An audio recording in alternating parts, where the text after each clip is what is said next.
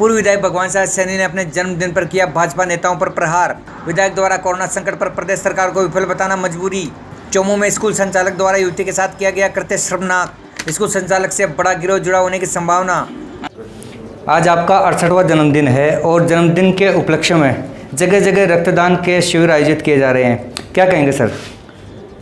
आज वास्तव में जगह जगह कार्यक्रम हो रहा है, लगभग 11 जगह कार्यक्रम है, जिसमें 9 जगह रक्तदान शिविर है। मैं रक्तदान देने वालों का बहुत ऋणी हो गया और जो रक्तदान शिविर के आयोजक हैं उनको बहुत बहुत बधाई देता हूं, धन्यवाद देता हूं। रात दिन मेहनत करके आज उन्होंने अंजाम दिया और जगह जगह रक्तदान शिविर का आयोजन किया।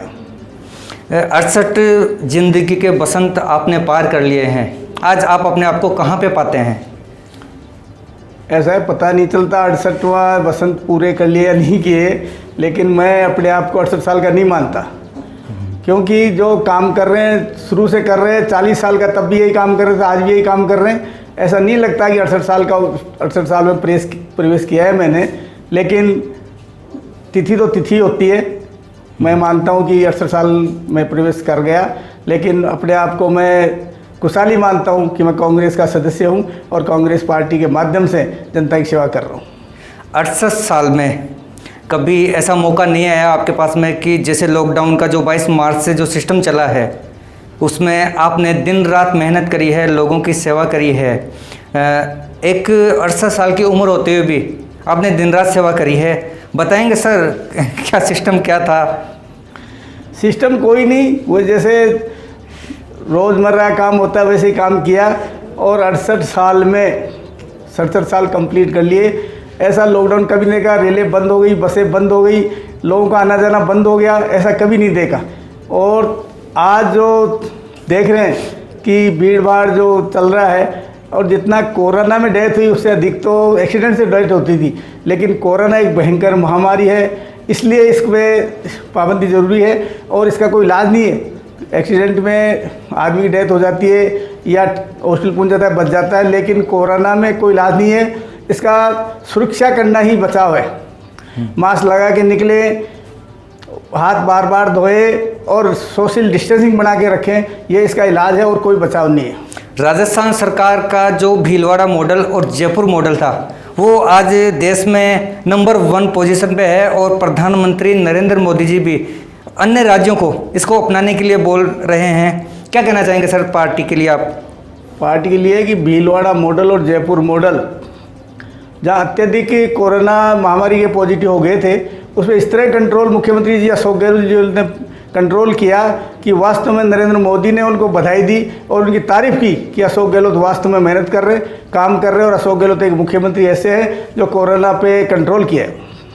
लेकिन सर चौमू के जो विधायक हैं रामलाल जी शर्मा, वो बार बार कांग्रेस सरकार जो है प्रदेश की और मुख्यमंत्री हैं अशोक गहलोत जी, उनके बारे में कहते रहते हैं कि कांग्रेस सरकार पूरी तरह से विफल है, कोरोना को रोक नहीं पाई और फैलाने का कारण भी कांग्रेस रही है, क्या कहना चाहेंगे? ऐसा विपक्ष का काम है विरोध करना।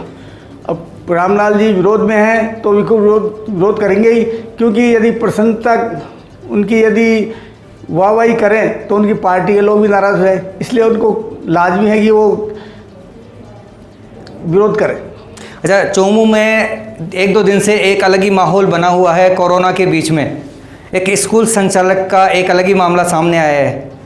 स्कूल संचालक का अगर मामला वो सच होता है तो क्या कहेंगे सर उसके बारे में? ऐसा है, जिस पार्टी के विधायक, भारतीय जनता पार्टी के विधायक सुमन शर्मा के लिए भरी मीटिंग में अभद्र व्यवहार कर सकते हैं, अभद्र शब्द कह सकते हैं, उस पार्टी का कोई कुछ भी कार्यकर्ता कुछ भी कर सकता है, इसमें कोई शक नहीं है। और जो भी इसका भांडा फूटेगा तो कौन कौन लोग इसमें आएंगे पता नहीं। आप मानते हैं कि बड़ा एक लंबा एक तार हो सकता है, बहुत सारा गिरोह इसमें सक्रिय हो सकता है?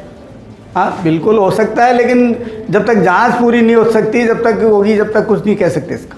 अगर उसको न्याय नहीं मिलता है लड़की को तो क्या कांग्रेस पार्टी, कांग्रेस नेता उसके पक्ष में खड़े होंगे? ऐसा है, वो खुद भी बीजेपी की है और बीजेपी के नेता के लिए पहले भी कह सकता हूँ, बीजेपी के नेता रामलाल शर्मा भरी मीटिंग में सुमन शर्मा जो भारतीय जनता पार्टी की कार्यकर्ता है उसके लिए किस तरह की अश्लील हरकतें और अश्लील बातें कह चुके हैं, तो इनका कोई भरोसा नहीं, क्या कौन कर सकता है, कोई कुछ नहीं कह सकते इसके बारे में। तो क्या चौमू की जो जनता है वो सुरक्षित नहीं है?